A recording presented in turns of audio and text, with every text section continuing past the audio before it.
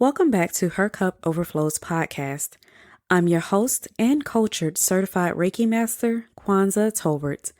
If you're new here or you chose to circle the block with me, I thank you and welcome you just the same. Her Cup Overflows is a listening community of healing for the mind, body, and soul. Each episode is a timeless conversation overflowing with wisdom to fill your cup with resilience, courage, and empowerment. These conversations are inspired by real life experiences, the traumas, and the triumphs. But it wouldn't be a place for healing if I didn't hold a safe space for trauma without judgment, but with accountability, honesty, and commitment. Because in those three things lies your superpower to overcome life's adversities, and that new energy becomes the catalyst to you living out loud, living freely, and unapologetically on your terms. That is Her Cup Overflows. Okay, so y'all, I did a thing a little over a week ago that I've been wanting to do as an adult for a very long time. It just so happened to be during my recent fast. If you heard the last Her Cup Overflows episode, I had an impromptu but very timely conversation about fasting as I was getting ready to fast unexpectedly for 7 days. If you hadn't heard it, I say unexpectedly because my spirit spoke to me out of the blue about needing to fast and I was being obedient. Before I tell you what this thing is, I have to say, as I always say, God is so relentlessly intentional. Y'all, I rain danced. Okay, like rain danced in the rain. For some reason, for about the past month, rain dancing was heavy on my mind. Even though I've always wanted to do it, I really hadn't thought about it much in a long time. And it was actually probably about 5 years ago when I was first inspired by my neighbor's kids to rain dance. It was a couple, a really sweet husband, his wife, who had a weird demeanor for whatever reason, and they had three daughters. Looked like they were stair-step kids, maybe between ages 6 to 10. One day, it was raining really bad outside, and like the old folks say, it was raining cats and dogs. So no one was or should have been outside because, in a black family, when it's raining really hard, thundering and stuff, you get somewhere, sit down and shut up, right? Well, I was working and my office was located to their garage and I kept hearing like children laughing and screaming playfully outside. Now, my children who were older and of course, very black were supposed to be in the house. So I get up and look out the window. And it was my neighbor's kids in their driveway, in their bathing suits, playing in the rain. Y'all, I was so inspired. I remember just the feeling I had from watching them be so carefree, like so in control, but out of control at the same time. And while they were so excited and happy, I personally felt the sense of peace just from watching them from afar. And on that day, I said to myself, I want to feel that too, so I'm going to play in the rain one day. Years pass, the thought comes and goes, but I never do. Well, for some reason, over like the past month or so, I started to think about it more, not even really sure why. It was on my mind heavily. And during this past month, there was one Saturday when the weatherman forecasted rain in my area, and I told my babe I was going to go play in the rain when it started. And with this thought, of course, my Capricorn kicked in and I planned it to a T. So I knew exactly what I was going to wear, how I was going to cover my hair, which shoes I was going to wear. Like the whole thing was predictable for me. But it never rained, so I didn't get a chance to do it. Well, fast forward 4 days into my fast on a day where it was not forecasted to rain. It did. So, of course, I absolutely had no plans of going outside to play in the rain. I was actually working in our office on a conference call with no clue what was going on outside. And my babe came to the door. We have like French doors, and he came to the office door and he just basically mouthed like, it's raining outside. He was pointing. And at first I just was like, thinking that he was just letting me know. So I was like, oh, okay. But then I had a quick thought that he was telling me because he knew I had planned to rain dance some weeks back. So I'm still on my call, but I'm having to think quickly, am I just going to do it or no? The good thing is I was talking to my also fabulous director, who I had shared my inspiration of playing in the rain with her some weeks prior. So when I made up my mind just to do it, I was like, girl, I gotta go. I'm about to go outside and rain dance. We both laughed. She was like, bye, girl. And we ended the call. So I went outside as is. No thoughts about it at all. The clothes I had on socks and bedroom shoes, but when I got to the door, I took my socks off, so I had on no shoes. Y'all, still had my glasses on. And I didn't even think twice about my hair. When I got outside, it was raining so hard, like so heavy. And for some reason, unexpectedly, I went through a weird but realistic range of emotions. I remember at first feeling excited, but that quickly changed when my fight or flight activated in my brain, because my brain and my body was like, now hold on, girl. Now you know we don't do this. Run. But then I started to actually internally panic a little bit with these thoughts, which was the weird thing, because even though I chose to do it, it slightly felt like I didn't have any control over what was happening. So I had to ground myself by reminding myself to breathe. And then once this moment passed over, I felt something I haven't felt in a long time. Like the little girl in me, the little Q, the little Kwanzaa in me, or the little mama do, like my dad used to let her call me, was having the time of her life. I felt exactly what I understood the day I watched my neighbor's little girls play in the rain. And it was beyond amazing. Despite the wild rain and the heavy winds, I was so at peace and my spirit was so carefree.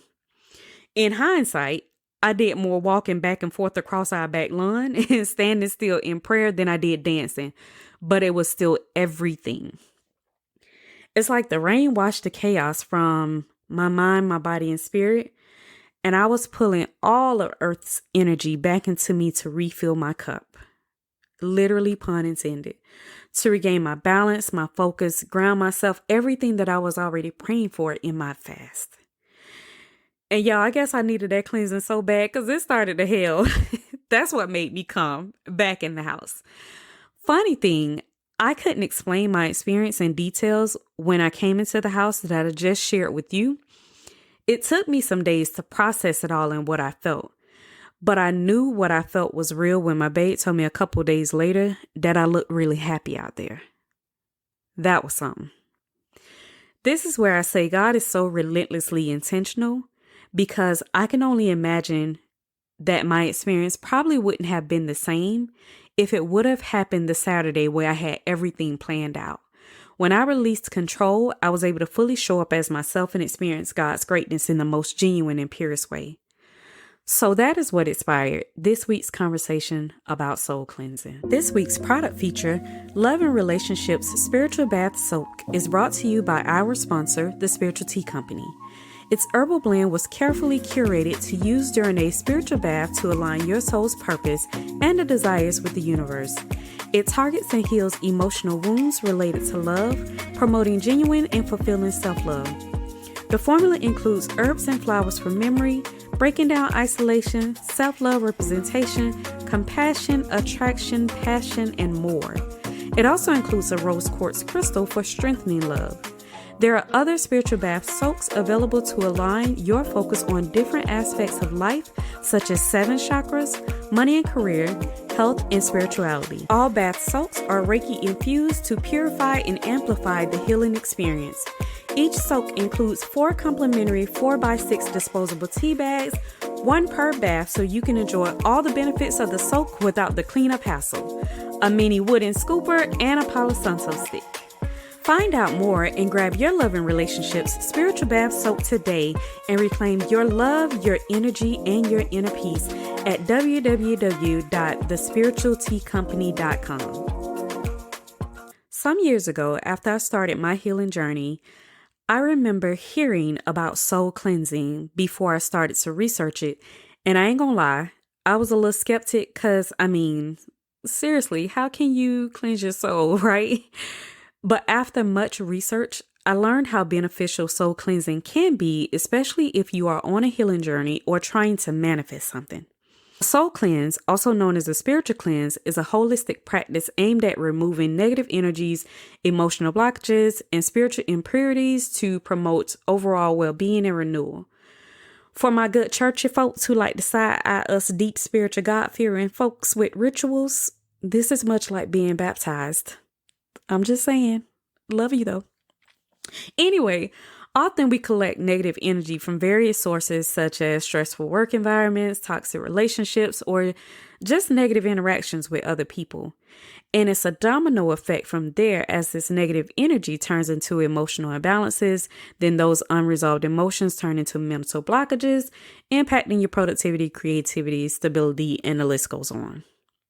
So if you are ever feeling really energy heavy, experiencing mental fog or fatigue, or maybe you feel like someone is sending evil eye energy your way, mean they preying on your downfall, like they hating, they jealous or whatever you got going on, you should definitely consider spiritual bathing.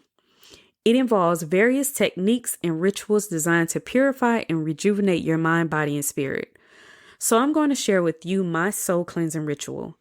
I'm more of a full moon, new moon ritual type chick to keep a consistent schedule of cleansing, but I certainly have random unplanned moments where I do it too.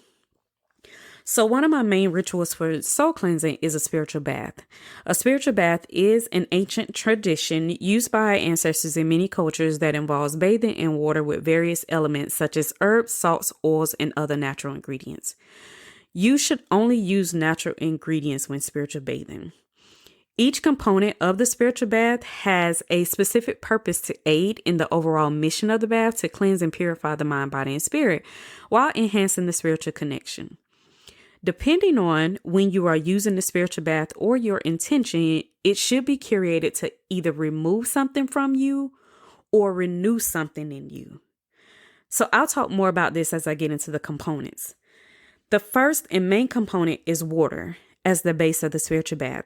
It is the natural purifier and the conductor of energy. It represents cleansing, renewal, and life. If you've ever had a Reiki session with me or anyone else, you most likely experienced your practitioner telling you to drink plenty of water after your session, as it is the ebb to your flow of energy, so it's super important. Another base component is typically a natural salt like pink Himalayan or sea salt, commonly used for their detoxifying and purifying properties. They help to cleanse the aura and draw out negative energy.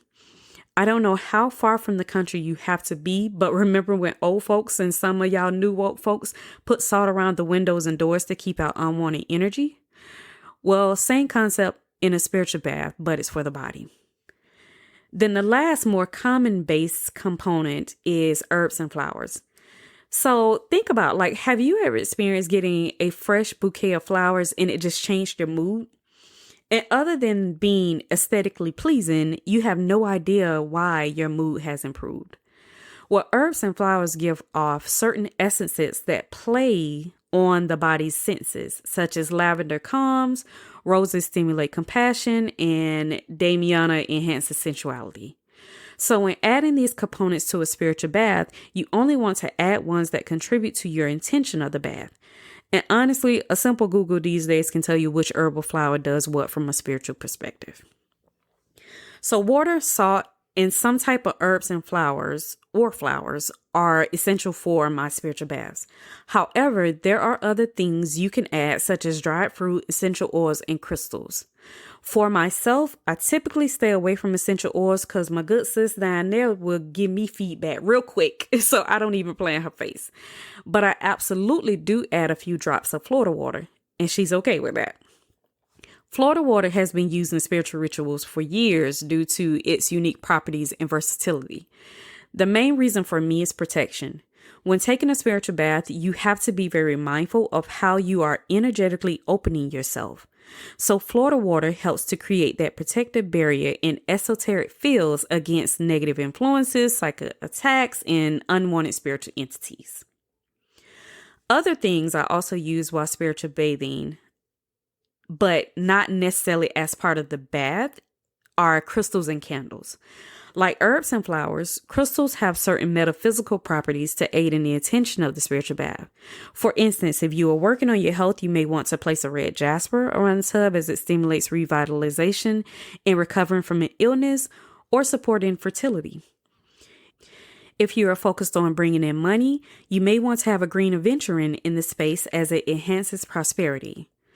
In a similar concept, I have certain candles lit in the space of my spiritual bath because candle colors represent different things in spirituality. Candles symbolize light in the darkness, representing hope, guidance, and presence of the divine. Particularly, white candles are always recommended because those represent spirituality. If you are experiencing really heavy negative energy, you would want to have a black candle to banish negative energy, or a gold candle for wealth, luck, and power. So I typically have a mixture of candles, always at least one white and whatever the other color or colors I feel is needed that speaks to my intention. Now, there are very important steps required before spiritual bathing. The first one is cleaning your space. Clean your space physically and spiritually. It is an essential step that prepares the physical environment, enhances the effectiveness of the ritual, and helps to create a serene and sacred environment. You know, the same sense of peace you get just when your house is clean, this is the same feeling you want for your spiritual bath.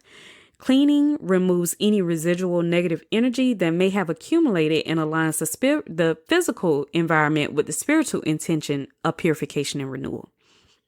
Then, spiritually clean your space with sage, Palo Santo, or some other energy cleansing resource to remove unseen negative energy.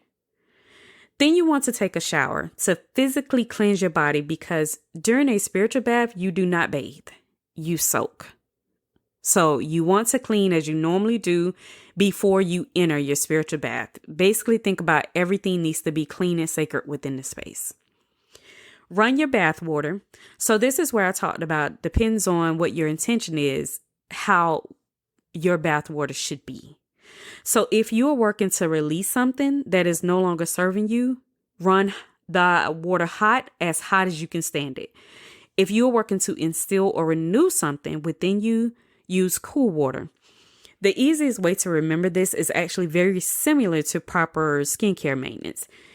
If you cleanse your face to remove dirt, toxins, etc., you want to use hot water to open the pores, right? Because you want to release that stuff from your skin. If you are moisturizing, you want to use cool water right before applying it, or a cool toner to tighten the pores to allow the moisturizer to be absorbed into the skin. And this is also where the moon cycle comes into play for me, because with my spiritual bathing routine, full moon energy is about closure. It's about letting go, the end of a cycle, while new moon energy represents renewals and new cycles. So full moon, releasing, hot water. I want to let something go. New moon, instilling, renewing, new cycle. I want to bring something in. And then things like crystals, or if there's any of the components that you're considering having as a part of your spiritual bath experience, place all those other things wherever you please in the space that are actually not part of the bath, like your crystals and candles. Light your candles and say your intentional prayers for the spiritual bath. Think about what you want to achieve with the bath. Speak it out loud and visualize it. And then enter the bath. While soaking, take deep breaths and continue to visualize your intention. For example, if your intention is to release a toxic relationship, imagine what your life would be like without it, all the way down to like the finest details. What would you do daily with the extra time you'd have from not engaging in that toxic situation? What emotions do you think you would feel? How would you want to feel? How would you want to act? And then you'll meditate, pray, and self-reflect on those things. There is no set amount of time to take a spiritual bath. Take as much or as little time as you see fit, as long as you are able to complete the actual spiritual bath, as long as your soul feels settled. Very important. Last step, once you exit the bath, air dry. Do not dry off with a towel or anything. It helps to maximize the benefits of the cleansing ritual by ensuring full absorption of energies, respecting the process, and allowing for a meditative experience. Now, one more step I would share that is optional but very beneficial for my good sis out there, and that's yoni steaming before my spiritual bath. So hear me out. The yoni is where we birth things. Anything that is physically born comes from a womb, which is why we are classified as woman. Well, it is the same for all your hopes, dreams, and desires. They need a place of creativity to be birthed. And your feminine creativity is connected to your sacral chakra, as well as your full range of emotions. See how all that goes together?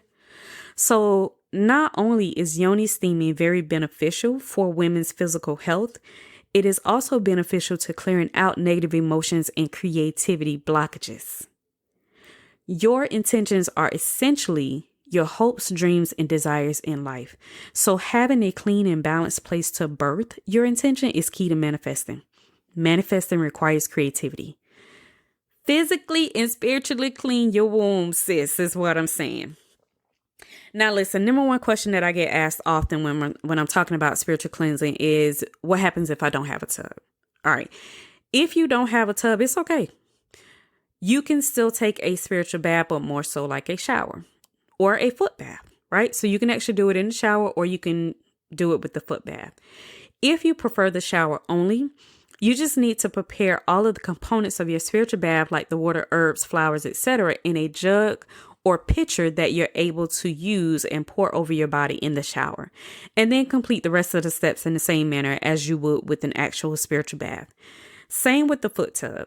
The only difference for me is when I do the foot tubs, I pour my salt and herbal mixture into the foot tub instead of using a tea bag, because I'm going to throw it out the door anyway. So I don't have to worry about, that much cleanup. So aside from my soul cleansing rituals I just shared, there are others that may be more appealing or convenient for you, like crystal work, Reiki, sound healing, chanting, mantras, and so on. Again, Google can tell you everything that you need to know. Just find you a reliable site, because spirituality is becoming a trend these days and people are being very reckless. Either way, sis, get it in however you can, okay? Which brings me to this episode's self-discovery prompt. So I want you to explore soul cleansing, whether that is as simple as rain dancing or doing a spiritual bath. And listen, shameless plug here. If you're interested in doing a spiritual bath, I have everything you need on the Spiritual Tea Company website, from the spiritual bath soak itself to the candles and the sage bundles or spray if that's your thing. I also have yoni steams as well. I'm going to tell you now, those things sell out. So listen, if you're going to get it, you better get it while the getting is good.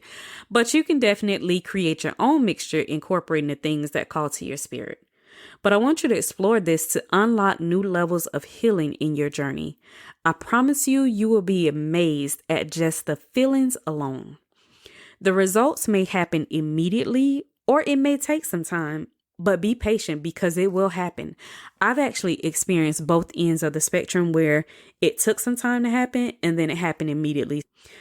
I will share 2 personal testimonies where I experienced both, where it took some time for me to see the results, my intentions that set, and then it happened immediately. So the very first time I did a spiritual bath, I really didn't, reminding you, I was kind of a skeptic, right? So I'm still, I read about it and I'm like, okay, I'm doing it. And then I do it and I get out the tub and I remember feeling really clean, almost like squeaky clean, like dishes, but that was it. And it was about a week later, I started to feel really heavy energy wise. I started to feel sad and angry all at the same time, and just mad, and really couldn't pinpoint what exactly it was. And I'm not a crier. So usually in those situations, what makes it even tougher for me is because I have a hard time letting it out. So I just usually sit with it, used to anyway. And this was one of those times. And so one day I just couldn't hold it anymore. That weight became so heavy for me. I just broke down crying at home. And I can't even tell you why. There was nothing happening. It could have been a doggone cat commercial. I don't know. But something triggered it, and it's like the floodgates open, and I just had myself a good old little soul shower. When I tell y'all, when I stopped crying, when the tears stopped, so did that weight. All of that energy that I was feeling was like poof, gone, thin air, like it never existed. All I know is I felt lighter. And then as the days started to move forward, things just started making sense towards the intention that I set because things were aligning. I was doing the necessary work that I needed to continue my healing, not ask for something and then not be willing to do the work. And it just got better and better and better. That was the first time where it took some time. I actually had an experience where the results happened less than 24 hours, and I'm not even kidding.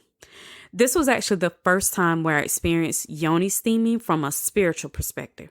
Prior to, I had already been yoni steaming for a minute. But this was one time I decided to do yoni steaming as a part of my spiritual bathing ritual. And while I was yoni steaming, I did it right before I got into the tub. So I basically took a shower, bathed like I normally do. And then I sat and yoni steamed. And then I got into my spiritual bath. So during my yoni steaming, I did the same thing I would do in the bath as far as like, praying on my intentions, visualizing it, feeling it, saying it out loud, all of those same things. Within 24 hours, it probably wasn't even 12 hours to be quite honest. I had a message from my ex.